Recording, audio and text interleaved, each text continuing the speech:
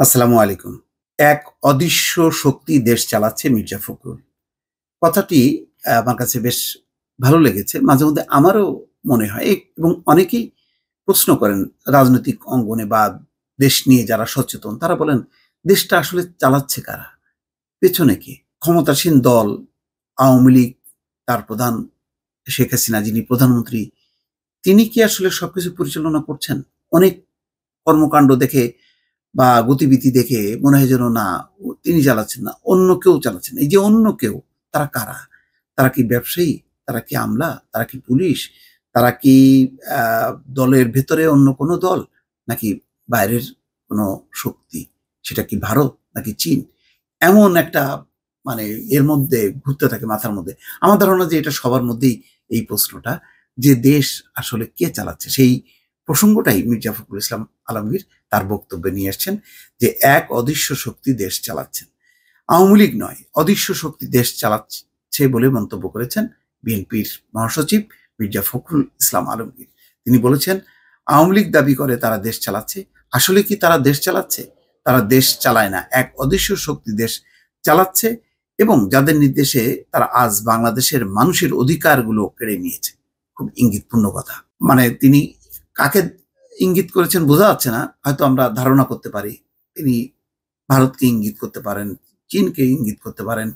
তিনি ইঙ্গিত করতে পারেন মাফিয়া ব্যবসায়ীরা যারা সত্যিকার অর্থে বাংলাদেশের অর্থনৈতিক বিপর্যয়ের জন্য মানুষের এই যে জিনিসপত্রের দাম বেশি তার দিকে হয়তো তিনি ইঙ্গিত করছেন। তিনি পরিষ্কার করেননি।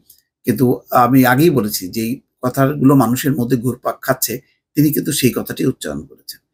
শনিবার বিকেলে নয়াপল্টনে আ জাতীয়তাবাদী যুবদলের এক বিক্ষোভ সমাবেশে তিনি এই কথা বলছেন। তিনি বলছেন, "নিজ দেশে থেকে আজ আমরা পরবাসী হয়েছি।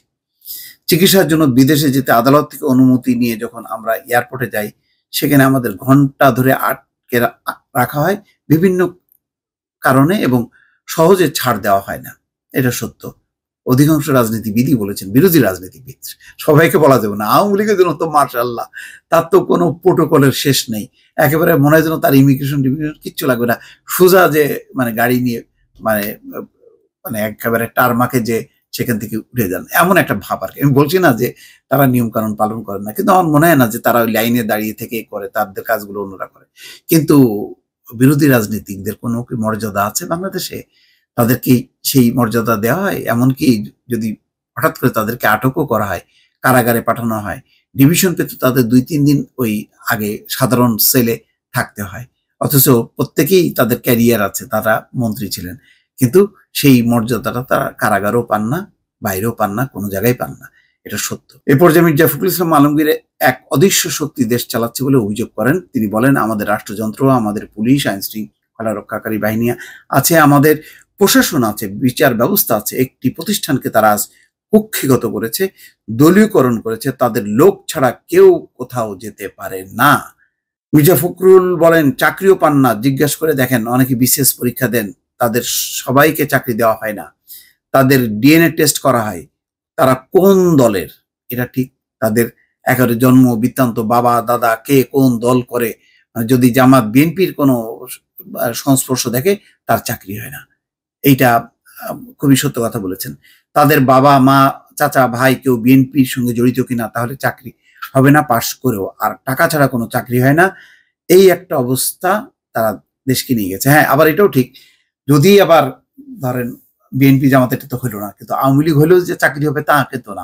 আওয়ামী লীগ হইলেও টাকার কিন্তু চাই, টাকা দিতেই হবে। একটা পিয়নের নিয়োগ, সেখানেও ৮-১০ লক্ষ টাকা চাকরি, মানে টাকা নেন। এবং আমাদের এখানে যারা জনপ্রতিনিধি হয়েছেন, আমি অনেক জনেরই নাম জানি, আমি এখানে আর বলছি না, একেবারে ক্যাশ টাকা নিয়ে তারা পিয়ন, তারপরে ওই যে দারোয়ান বা নিম্ন পর্যায়ের যে চাকরিগুলি, সেই চাকরিতেও তারা এই পরিমাণ টাকা নেন।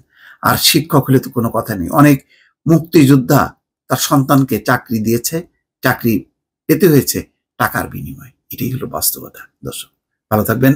আল্লাহ হাফেজ।